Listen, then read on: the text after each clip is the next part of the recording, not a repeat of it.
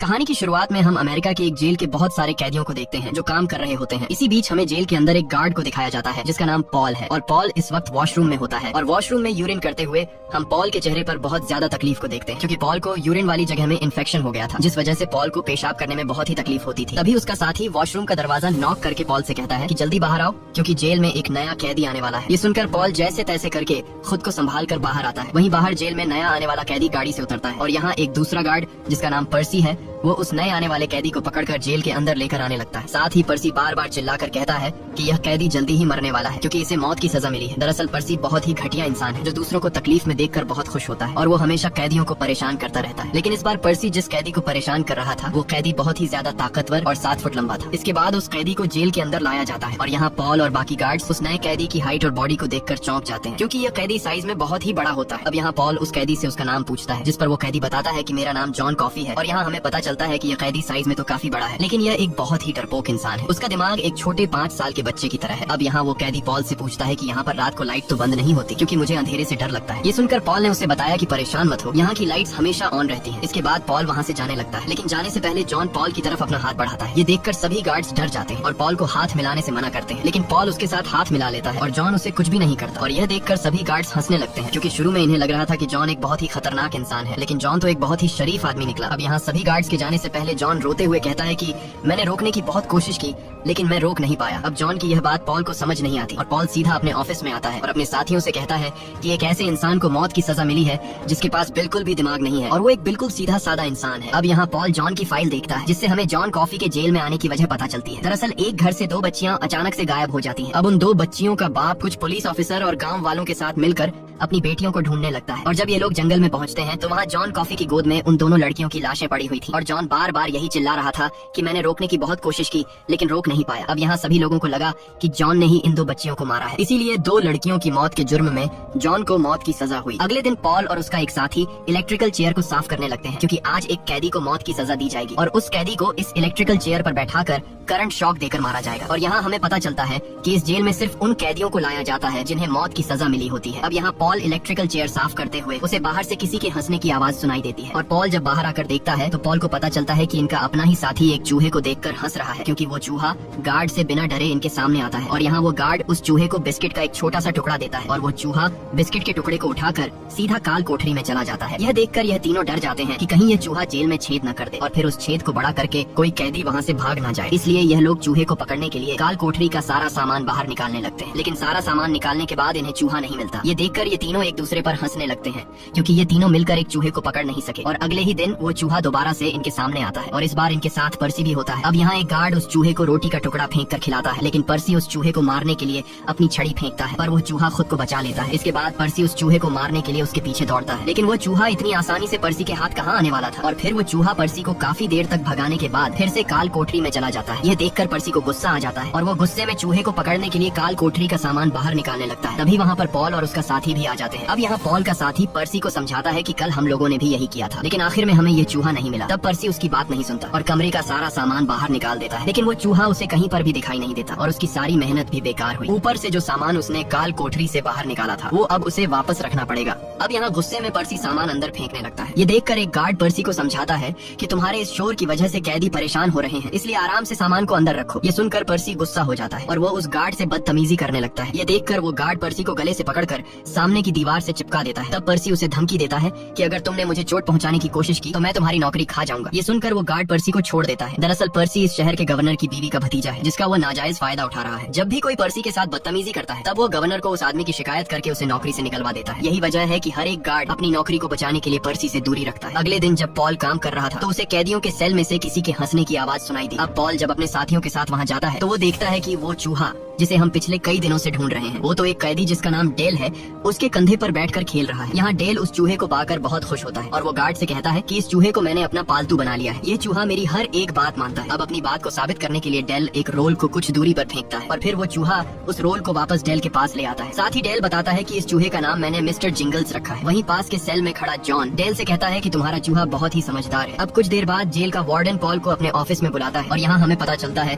कि वार्डन और पॉल के बीच काफी अच्छी दोस्ती है। है। वार्डन पॉल को बताता है कि जेल में एक नया कैदी आने वाला है जो बहुत ज्यादा खतरनाक है। उसने चोरी करते वक्त 3 लोगों को मार दिया है, इसलिए हमें जेल की सिक्योरिटी बढ़ानी होगी। अब यहाँ पॉल देखता है कि वार्डन बहुत ही ज्यादा परेशान है। तब पॉल वार्डन से परेशानी की वजह पूछता है, जिस पर वार्डन पॉल से कहता है कि मेरी पत्नी को ब्रेन ट्यूमर हो गया है, जिस वजह से मेरी वाइफ जल्द ही मरने वाली है, क्योंकि वो ट्यूमर मेरी वाइफ को ऐसी जगह पर हो गया है जहाँ पर ऑपरेशन नहीं किया जा सकता। ये सब बताते हुए वार्डन बहुत ज्यादा इमोशनल हो जाता है और पॉल से कहता है कि मुझे समझ ही नहीं आ रहा कि मैं अपनी पत्नी को किस मुंह से बताऊं कि तुम मरने वाली हो। अगले दिन पॉल दरवाजे पर नए आने वाले खतरनाक कैदी का इंतजार कर रहा होता है जिसका नाम विलियम है। लेकिन इसी दौरान पॉल को अपने यूरिनल इन्फेक्शन की वजह से तकलीफ होने लगती है और उसे खड़े होने में भी परेशानी हो रही थी। ये देखकर पास के सेल में खड़ा जॉन कॉफी पॉल को आवाज देकर उसे अपने पास बुलाता है। लेकिन पॉल को अब नए आने वाले कैदी को हैंडल करना था, इसलिए पॉल जॉन कॉफी के पास नहीं जाता। तब जॉन कॉफी पॉल से कहता है कि संभल कर रहना। अब जब उस कैदी को जेल के अंदर लाया जाता है तो वह अचानक एक गार्ड पर हमला कर देता है और यह देखकर पॉल दर्द की हालत में गार्ड को बचाने के लिए जाता है। लेकिन तभी वो कैदी पॉल को सीधा उस जगह पर घुटना दे मारता है जहाँ पर पॉल को पहले से तकलीफ हो रही थी और अब दर्द की वजह से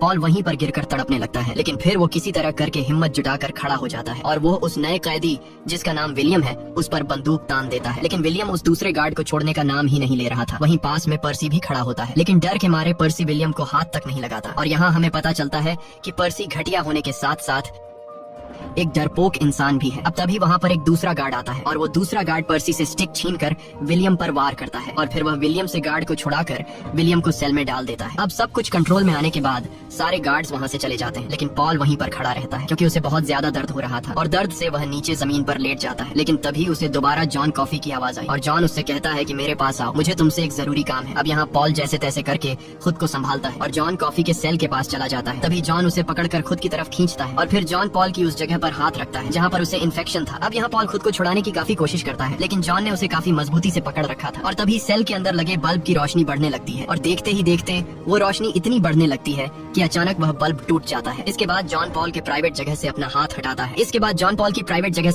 है और यहाँ पॉल महसूस करता है कि कुछ मिनट पहले जिस प्राइवेट पार्ट में उसे दर्द हो रहा था वो दर्द अचानक पूरी तरह से गायब हो गया है। वहीं सेल के अंदर बैठा जॉन कॉफी जोर से खांसने लगता है और तभी उसके मुंह से अजीब तरह की राख निकलती है जो हवा में घुलकर गायब हो जाती है। तब यहाँ पॉल उससे पूछता है कि तुमने मेरे साथ यह क्या किया, मैं अचानक ठीक कैसे हो गया? जिस पर जॉन कहता है कि मैंने तुम्हारी मदद की है। ये कहकर जॉन सो जाता है। अब पॉल जब वॉशरूम जाता है तो पेशाब करते हुए पॉल को बिल्कुल भी दर्द महसूस नहीं होता, यानी कि वो पूरी तरह से ठीक हो चुका है और पिछले कई महीनों बाद बिना दर्द के यूरिन करके पॉल सुकून की सांस लेता है। अब यहाँ पॉल जॉन के बारे में सोचने लगता है कि जॉन ने आखिर ये सब कैसे किया, क्योंकि जो काम डॉक्टर नहीं कर पा रहे थे वो काम जॉन ने चुटकियों में कर दिया। इसलिए पॉल अब जॉन के बारे में जानने के लिए सीधा जॉन के लॉयर के पास जाता है, क्योंकि पॉल समझ गया था कि इतना अच्छा इंसान कभी भी किसी बच्चे को नहीं मार सकता, जरूर जॉन को फंसाया जा रहा है। अब लॉयर के पास पहुंचने के बाद पॉल उस वकील से जॉन के बारे में पूछता है कि जॉन आखिर कौन है और वो कहां से आया है। तब जॉन का वकील उसे बताता है कि उस दिन से पहले जॉन कॉफी को कभी नहीं देखा गया। जॉन को पहली बार जंगल में लोगों ने उन 2 लड़कियों की डेड बॉडीज के साथ देखा। इसके अलावा किसी को नहीं पता कि जॉन कौन है और कहां से आया। अब ये सब सुनकर पॉल घर चला जाता है, लेकिन उसका जो यूराइनल प्रॉब्लम जॉन ने ठीक किया था उस वजह से पॉल जॉन से काफी खुश था। इसलिए अगले दिन पॉल जॉन के लिए अपनी बीवी के हाथ का बना हुआ खाना लेकर आता है, जिसे खाकर जॉन काफी खुश होता है। वहीं पास वाले सेल में खड़ा खतरनाक कैदी विलियम भी पॉल से कहता है कि मुझे भी थोड़ा सा खाना दो, लेकिन पॉल उसे खाना देने से इनकार कर देता है। यह देखकर विलियम गुस्सा हो जाता है और वो पॉल के मुंह पर थूक देता है, लेकिन पॉल उसे कुछ नहीं कहता और वहाँ से चला जाता है। और अगले दिन जब पर्सी पॉल के सेल के सामने से गुजर रहा होता है तभी विलियम पर्सी को पकड़ लेता है और उसका गला दबाने लगता है। ये देखकर पर्सी बहुत ज्यादा डर जाता है और वो पैंट में ही टॉयलेट कर देता है। अब यहाँ पॉल पर्सी को विलियम से बंदूक की नोक पर छुड़ा देता है और फिर विलियम को यह लोग काल कोठरी में डाल देते हैं। वहीं पैंट में टॉयलेट करने की वजह से पर्सी बहुत ज्यादा शर्मिंदा हो जाता है और यहाँ डेल नाम का कैदी पर्सी पर जोर जोर से हंसने लगता है और पर्सी के पैंट में पेशाब करने की वजह से उसका मजाक उड़ाता है। ये देखकर पर्सी बहुत गुस्सा हो जाता है और डेल से कहता है कि मेरी इस इंसल्ट का बदला मैं तुमसे जरूर लूंगा। अब इस तरह से दिन गुजरते हैं और फिर एक दिन डेल की सजाए मौत का दिन आ जाता है, लेकिन डेल को अपनी मौत की इतनी टेंशन नहीं होती जितना वो अपने चूहे मिस्टर जिंगल्स के लिए परेशान हो रहा होता है। डेल सोच रहा था कि मेरे जाने के बाद मिस्टर जिंगल्स का कौन ध्यान रखेगा। तब यहाँ एक गार्ड ने उसे भरोसा दिलाया कि हम तुम्हारे चूहे को सर्कस में भेज देंगे जहाँ यह अपना टैलेंट लोगों को दिखाकर खुश रहेगा। और तभी वो चूहा सेल से बाहर निकल जाता है और जब वो चूहा हॉल में घूम रहा होता है तभी पर्सी आकर उस चूहे को अपने पैर से कुचल देता है और पर्सी वहाँ से ऐसे चला जाता है जैसे कुछ हुआ ही नहीं हो। अब यहाँ डेल अपने चूहे को मरा हुआ देखकर जोर से चीखने लगता है और यहाँ पर्सी डेल को रोता हुआ देखकर खुश होता है। दरअसल पर्सी ने पिछले दिन की बेइज्जती का डेल से बदला लेने के लिए उसने चूहे को मार डाला। वहीं डेल चूहे को मरा हुआ देखकर रो रहा होता है और यह सब पास के सेल में खड़ा जॉन देख रहा होता है और जॉन को डेल पर तरस आ जाता है, इसलिए वो पॉल से कहता है कि चूहे को मेरे हाथ में लाकर दो और फिर पॉल चूहे को उठाकर जॉन के हाथ में थमा देता है। इसके बाद जॉन उस चूहे चूहे को अपने हाथों में बंद करके उसे फूंक मारता है और देखते ही देखते उसके हाथों में रोशनी जलने लगती है और फिर उसके मुंह से दोबारा पहले की तरह राख निकलती है। यह देखकर सभी लोग हैरान रह गए और अगले ही पल वो चूहा दोबारा से जिंदा होकर डेल के पास चला जाता है। अब यहाँ सभी गार्ड्स परेशान थे और उन्हें अपनी आंखों पर यकीन नहीं हो रहा था कि हम कोई सपना देख रहे हैं या फिर ये सब कुछ सच में हुआ। इसके बाद पॉल सीधा पर्सी के पास जाता है और उससे कहता है कि तुम इतने कमजोर हो कि एक चूहे को भी नहीं मार सके। ये सुनकर पर्सी कहता है कि मजाक मत करो, मैंने उस चूहे को अपने पैर से कुचलकर मार दिया है। अब जब पर्सी पॉल की बात को सच नहीं मान रहा होता है तो पॉल उससे कहता है कि अगर तुम्हें मेरी बात पर यकीन नहीं तो जाओ डेल के सेल में खुद जाकर देखो। अब जब पर्सी डेल के सेल के पास आता है तो वो देखता है कि सच में चूहा अभी भी जिंदा है। वहीं अब डेल की मौत की सजा का वक्त आ जाता है और फिर डेल को करंट वाली कुर्सी पर बिठा दिया जाता है और इस बार डेल की मौत की सजा का इंचार्ज पर्सी को बनाया गया था। दरअसल पर्सी ने यह वादा किया था कि अगर मुझे किसी की मौत की सजा का इंचार्ज बना दिया जाए तो मैं इस जेल से अपना ट्रांसफर लेकर दूसरी जगह ड्यूटी करने चला जाऊंगा, जिसके लिए पर्सी ने एक मेंटल हॉस्पिटल में ड्यूटी देने के लिए अप्लाई कर भी दिया। अब यहाँ जिस आदमी को मौत की सजा मिलनी होती है उसके सिर पर एक गीला स्पंज रख दिया जाता है ताकि करंट तेजी से उसके दिमाग में जाए और उसकी मौत जल्दी हो जाए और उस आदमी को ज्यादा देर तक तकलीफ न झेलनी पड़े। लेकिन यहाँ पर्सी जानबूझकर डेल के सिर पर सूखा हुआ स्पंज रख देता है और फिर लीवर खींचकर डेल को करंट दिया जाता है। यहाँ डेल दर्द के मारे जोर से चीखने लगता है और तभी पॉल की नजर बाल्टी पर पड़ती है जहाँ उसे बाल्टी के आसपास पानी के निशान दिखाई नहीं देते, जिससे पॉल समझ जाता है कि पर्सी ने सूखा स्पंज डेल के सिर के ऊपर रख दिया है, जिससे डेल को बहुत ज्यादा तकलीफ हो रही है और वो जल्दी नहीं मर रहा। लेकिन अब पॉल भी कुछ नहीं कर सकता था क्योंकि अब काफी देर हो चुकी थी और यहाँ काफी देर तक तड़पने के बाद डेल एक बहुत ही दर्दनाक मौत से मारा जाता है। डेल की इस दर्दनाक मौत के बाद पॉल बहुत गुस्से में पर्सी को पकड़ता है और उसे धमकी देता है कि तुमने वादा किया था कि अगर तुम किसी को मौत की सजा दे दो तो तब तुम यहाँ इस जेल से ट्रांसफर लेकर मेंटल हॉस्पिटल में गार्ड की ड्यूटी करने चले जाओगे, इसलिए अब जल्द ही तुम्हें यहाँ से जाना होगा और अगर तुम इस जेल को छोड़कर नहीं गए तो मैं तुम्हारी कंप्लेंट कर दूंगा कि जब विलियम ने हमारे ऊपर हमला किया था तो तुमने अपने साथी को बचाने की कोशिश नहीं की और तुम डर के मारे कांप रहे थे, इसलिए तुम एक गार्ड बनने के लायक नहीं हो। साथ ही मैं लोगों को तुम्हारी यह बात भी बता दूंगा कि जब विलियम ने तुम्हें गले से पकड़ा था तब तुम्हारी पैंट गीली हो गई थी। ये सुनकर पर्सी पॉल के सामने तो इस जेल को छोड़ने के लिए मान जाता है, लेकिन उसके मन में इस जेल को छोड़ने का बिल्कुल भी ख्याल नहीं था। अब यहाँ पॉल जैसे ही जॉन कॉफी के सेल के पास पहुँचता है तो वो देखता है कि जॉन रो रहा है। तब पूछने पर जॉन बताता है कि मैं डेल के दर्द को महसूस कर रहा था, उसे बहुत ज्यादा तकलीफ हो रही थी और साथ ही मिस्टर जिंगल्स ने भी उसके दर्द को महसूस किया, इसलिए वह चूहा यहाँ से भाग गया। अब यहाँ तो पॉल जॉन से कुछ नहीं कहता, लेकिन घर जाकर वो बहुत ज्यादा रोने लगता है क्योंकि डेल की मौत की वजह से उसे भी बहुत ज्यादा दुख हो रहा था। और अगले दिन पॉल पर्सी को छोड़कर अपने सभी साथियों को अपने घर पर नाश्ते के लिए बुलाता है और कुछ देर नाश्ते की टेबल पर बात करने के बाद पॉल जॉन कॉफी की बात छेड़ लेता है कि कैसे उसने हमारी आंखों के सामने एक मरे हुए चूहे को जिंदा कर दिया था और साथ ही पॉल अपने साथियों को यह भी बताता है कि मेरा यूरिनल इन्फेक्शन भी जॉन ने ठीक कर दिया है। अब यहाँ पॉल मुद्दे की बात पर आते हुए अपने साथियों से कहता है कि तुम सभी को पता है कि वार्डन की वाइफ बहुत ज्यादा बीमार है और उसकी बीमारी को कोई भी डॉक्टर ठीक नहीं कर सकता क्योंकि उसका ब्रेन ट्यूमर बहुत ही बड़ा है, इसलिए अब वो जल्द ही मरने वाली है, जिस वजह से वार्डन बहुत ही ज्यादा परेशान रहने लगा है। इसलिए हमें वार्डन की मदद करनी चाहिए और एक बंदा है जो वार्डन की वाइफ की बीमारी को ठीक कर सकता है और वो है जॉन कॉफी। ये सुनकर पॉल के सभी साथी इस काम के लिए तैयार हो जाते हैं और फिर ये लोग प्लान बनाते हैं कि रात को जब सभी कैदी सो रहे होंगे तब हम लोग जॉन को रात के वक्त वार्डन के घर पर लेकर जाएंगे ताकि किसी को भी पता न चल सके कि कोई कैदी जेल से बाहर गया है। अब इस काम में बहुत ज्यादा रिस्क था क्योंकि अगर यह लोग पकड़े जाते तो इनकी नौकरी जा सकती थी, लेकिन यह लोग इस रिस्क को अपने सिर पर ले लेते हैं और फिर यह लोग प्लान के मुताबिक अगली ही रात बियर की कुछ बॉटल्स जेल में लेकर आते हैं और मजे से पीने लगते हैं। तब यहाँ पास के सेल में खड़ा विलियम पॉल से कहता है कि मुझे भी एक बियर की बॉटल दे दो, लेकिन पॉल उसे बियर देने से इनकार कर देता है। तब विलियम बार बार पॉल से रिक्वेस्ट करता है और फिर पॉल एक ग्लास में बियर लेकर विलियम के सेल के करीब जाता है जिसमें पहले से नींद की दवाई मिलाई गई थी। अब यहाँ पॉल विलियम से कहता है कि मैं तुम्हें यह बियर दे दूंगा, लेकिन आज के बाद तुम किसी को भी नहीं छेड़ोगे। विलियम फौरन मान जाता है कि मैं आज के बाद किसी को भी नहीं तंग करूंगा और फिर यहाँ पॉल विलियम को थोड़ा और परेशान करके उसे बियर दे देता है, जिसे विलियम बिना कुछ सोचे समझे पी जाता है और फिर कुछ देर इंतजार करने के बाद विलियम गिरकर बेहोश हो जाता है। इसके बाद यह लोग पर्सी को पकड़कर जबरदस्ती उसे कैदियों के कपड़े पहनाते हैं और फिर पर्सी के हाथ बांधकर उसके मुंह पर टेप लगा देते हैं जिससे अब पर्सी चिल्ला नहीं सकता था। इसके बाद ये लोग पर्सी को काल कोठरी में बंद कर देते हैं ताकि जॉन को बाहर ले जाने के बाद लोगों को लगे कि जॉन काल कोठरी में बंद है। और अब सारी चीजें कंट्रोल में आने के बाद ये लोग जॉन को सेल से निकालकर बाहर ले जाने लगते हैं, लेकिन तभी विलियम होश में आ जाता है और वो जॉन के हाथ को पकड़ लेता है। अब सिर्फ विलियम जॉन के हाथ को पकड़ने से जॉन डर के मारे कांपने लगता है, जैसे वो महसूस कर रहा हो कि विलियम कितना ज्यादा घटिया इंसान है। लेकिन यहाँ जल्द ही पॉल विलियम का हाथ जॉन के बाजू से छुड़ा देता है और विलियम फिर से बेहोश हो जाता है। अब जेल से बाहर निकलने के बाद जॉन जब खुले आसमान को देखता है तो वो तारों को देखकर बहुत ज्यादा खुश होता है और फिर वो जमीन से घास निकालकर मिट्टी को सूंघने लगता है जैसे वो मिट्टी से बात कर रहा हो। अब जॉन को गाड़ी में बिठाने के बाद पॉल जॉन से पूछता है कि तुम जानते हो कि हम तुम्हें कहाँ लेकर जा रहे हैं, जिस पर जॉन ने जवाब दिया कि एक औरत की मदद करने के लिए। ये सुनकर पॉल जॉन से कहता है कि तुम्हें कैसे पता। तब जॉन जवाब देता है कि मुझे यह नहीं पता कि मैं ये सब कैसे जानता हूँ। अब कुछ देर बाद यह लोग वार्डन के घर के बाहर पहुँच जाते हैं और यहाँ वार्डन बंदूक लेकर घर से बाहर आता है क्योंकि उसे लगा कि शायद मेरे घर चोर घुस आए हैं। लेकिन पॉल को देखकर वार्डन शांत हो जाता है और जब वार्डन की नजर जॉन पर पड़ती है तो वार्डन जॉन पर बंदूक तान देता है क्योंकि जॉन एक कैदी है और उसका इस तरह से जेल से बाहर निकलना मना है। लेकिन यहाँ पॉल वार्डन को समझाता है कि हम तुम्हारी मदद करने आए हैं। अब पॉल के वार्डन को पूरी बात समझाने के बाद वार्डन जॉन को अपने घर के अंदर जाने देता है, जहाँ वार्डन की वाइफ बेड पर लेटी हुई थी और बीमारी के चलते वह अपना दिमागी संतुलन खोकर उल्टी सीधी बातें कर रही थी। तब यहाँ जॉन वार्डन की वाइफ के करीब जाता है और वार्डन की वाइफ जॉन से पूछती है कि तुम्हारा नाम क्या है, जिस पर जॉन ने कहा कि मेरा नाम जॉन कॉफी है, पीने वाली कॉफी, लेकिन स्पेलिंग थोड़ी अलग है। अब यहाँ जॉन अपना मुंह वार्डन की वाइफ के करीब करता है। अब देखते ही देखते घर की सारी लाइट्स की रोशनी बढ़ने लगती है और फिर जॉन वार्डन की वाइफ की बॉडी की सारी बीमारी अपनी बॉडी में खींच लेता है और यह चमत्कार तीनों गार्ड्स और वार्डन अपनी आंखों से देख रहे होते हैं। अब यहाँ वार्डन की वाइफ पूरी तरह से ठीक हो जाती है और वार्डन अपनी वाइफ को गले लगा लेता है। लेकिन हर बार की तरह इस बार जॉन के मुंह से वो राख बाहर नहीं निकलती, जिससे जॉन की हालत बहुत ज्यादा खराब हो जाती है। यानी कि अब वार्डन की वाइफ की बीमारी जॉन की बॉडी में आ चुकी थी। वहीं वार्डन की वाइफ पूरी तरह से नॉर्मल हो चुकी थी और उसे बीमारी का पता चलने के बाद से कुछ भी याद नहीं था। अब यहाँ वार्डन की वाइफ दोबारा जॉन से उसका नाम पूछती है, लेकिन इससे पहले कि जॉन वार्डन की वाइफ को अपना नाम बता पाता, तब खुद ही वार्डन की वाइफ ने कहा कि जॉन कॉफी, पीने वाली कॉफी, लेकिन स्पेलिंग थोड़ी अलग है। अब वो जॉन के पास आई और कहा कि मैंने एक सपना देखा जहाँ बहुत अंधेरा था, लेकिन तुम एक रोशनी बनकर मेरे पास आए और तुमने मुझे बचा लिया। अब जॉन के जाने से पहले वार्डन की वाइफ अपने गले की चेन उतार कर जॉन को पहनाती है और उसे गले लगा लेती है। इसके बाद गार्ड्स जॉन को वापस जेल ले जाने लगते हैं, लेकिन अब जॉन की हालत बहुत ज्यादा खराब हो चुकी थी और फिर गार्ड्स जैसे तैसे करके जॉन को वापस सेल में बिठा देते हैं। अब जॉन को सेल में बिठाने के बाद ये लोग पर्सी को काल कोठरी से बाहर निकाल लेते हैं, लेकिन अब पर्सी को पता चल चुका था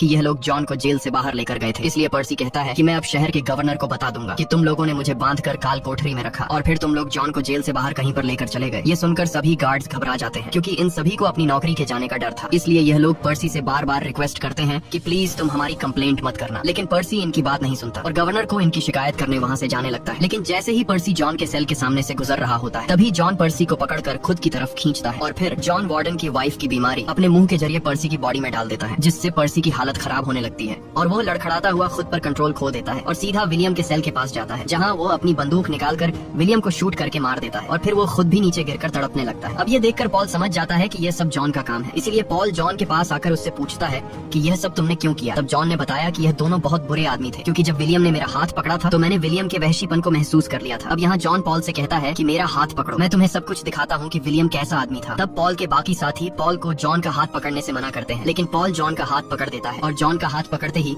पॉल को वो सब कुछ दिखाई देने लगता है जो चीजें जॉन ने देखी थी। यहाँ पॉल को पता चलता है कि जो 2 बच्चियों के मर्डर का इल्जाम जॉन के ऊपर लगाया गया था, उन 2 बच्चियों को असल में विलियम ने मारा था, इसलिए जॉन ने पर्सी के जरिए विलियम को मरवा दिया। ये देखकर पॉल रोने लगता है और पॉल समझ जाता है कि जॉन हर वक्त इसीलिए रोता है क्योंकि वो सभी लोगों का दर्द महसूस कर सकता है। यहाँ जॉन पॉल को बताता है कि यही सब पूरी दुनिया में चल रहा है और पॉल समझ पाता है कि जॉन ने अपने अंदर कितना दर्द छुपा रखा है। अगले दिन वार्डन जेल में आता है और उसे बताया जाता है कि विलियम हर रोज पर्सी को तंग करता था, इसलिए पर्सी ने विलियम को मार दिया। अब यहाँ पर्सी की दिमागी हालत ठीक न होने की वजह से उसे मेंटल हॉस्पिटल में एडमिट कर दिया जाता है और ये वही मेंटल हॉस्पिटल होता है जहाँ पर्सी जेल से अपना ट्रांसफर लेकर यहाँ गार्ड की ड्यूटी करने आने वाला था। लेकिन अब पर्सी एक मरीज की तरह इस हॉस्पिटल में रहेगा। वहीं पॉल बहुत ज्यादा परेशान होता है क्योंकि अब जॉन की मौत की सजा का समय करीब आ रहा था और पॉल को पता था कि जॉन बेगुनाह है, इसलिए पॉल जॉन को मरने नहीं देना चाहता था और साथ ही पॉल पर जॉन के एहसान भी थे। इसलिए अगले दिन वो जॉन के पास जाता है और जॉन से पूछता है कि क्या तुम चाहते हो कि मैं तुम्हें मौत की सजा से बचाकर चुपके से इस जेल से दूर भगा दूं, जहां तुम्हें कोई भी ढूंढ नहीं पाएगा। लेकिन जॉन ऐसा नहीं चाहता था। उसने कहा कि मैं इस आजादी से थक चुका हूं। इंसानों के दिलों में एक दूसरे के लिए नफरत देखकर मैं मन ही मन खाया जा रहा हूं। हर रोज इंसानों की तकलीफ मेरे कानों में सुई की तरह चुभ रही है और अब मैं यह सब और बर्दाश्त नहीं कर सकता। इसलिए मैं खुद यही चाहता हूँ कि तुम मुझे मौत की सजा देकर हमेशा के लिए मुझे इस तकलीफ से आजाद कर दो। यह सुनकर पॉल ने जॉन से कहा कि मैं ईश्वर को क्या जवाब दूंगा कि जब मुझे पता था कि तुम बेगुनाह हो, लेकिन मैंने तुम्हारे लिए कुछ भी नहीं किया। तब जॉन ने कहा कि तुम मुझे मौत की सजा नहीं दे रहे हो बल्कि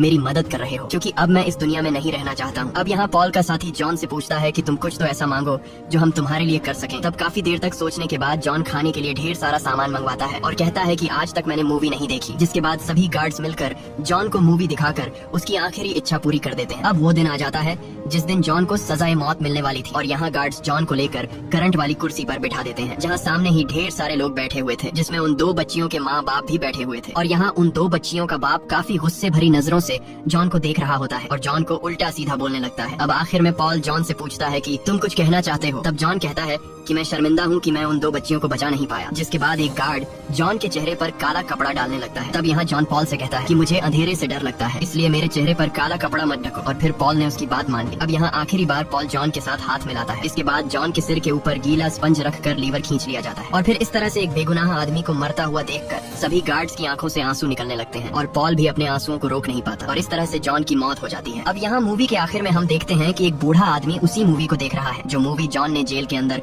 अपनी आखिरी इच्छा के तौर पर देखी थी। और यह बूढ़ा आदमी कोई और नहीं बल्कि पॉल होता है। और पॉल इस मूवी को देखकर इमोशनल हो जाता है। दरअसल पॉल को जॉन की याद आ जाती है और पॉल अब 108 साल का हो चुका है और पॉल की वाइफ की डेथ हो चुकी है। अब पॉल एक ओल्ड एज होम में रहता है और यहाँ पॉल अपनी एक दोस्त को जॉन की पूरी कहानी सुना रहा होता है, लेकिन पॉल की दोस्त को पॉल की कहानी झूठी लग रही थी। तब यहाँ पॉल अपनी दोस्त को एक पुराने लकड़ी के बने हुए घर में लेकर जाता है, जहाँ अंदर जाते ही पॉल मिस्टर जिंगल्स को आवाज देता है और फिर अचानक वह चूहा जिसे डेल ने मिस्टर जिंगल्स का नाम दिया था वह बाहर आता है, यानी कि वह चूहा अभी तक जिंदा है। दरअसल जब पर्सी ने इस चूहे को अपने पैर से कुचल दिया था तब जॉन ने अपनी शक्ति से इस चूहे को वापस जिंदा कर दिया था, लेकिन इस चूहे को वापस जिंदा करते हुए शायद जॉन की शक्तियों का थोड़ा सा हिस्सा इस चूहे को मिल गया, जिस वजह से अभी तक यह चूहा जिंदा है। साथ ही जब पॉल ने मरते हुए टाइम जॉन के साथ हाथ मिलाया था तब जॉन ने पॉल को भी अपनी शक्ति का कुछ हिस्सा दिया, जिस वजह से आज पॉल 108 साल का होने के बावजूद भी वो जिंदा है और अब पता नहीं कि पॉल अब कब मरेगा। इसी के साथ ये कहानी खत्म हो जाती है। अगर आपको ये वीडियो अच्छी लगी हो तो हमारे चैनल को सब्सक्राइब और वीडियो को लाइक जरूर कीजिएगा।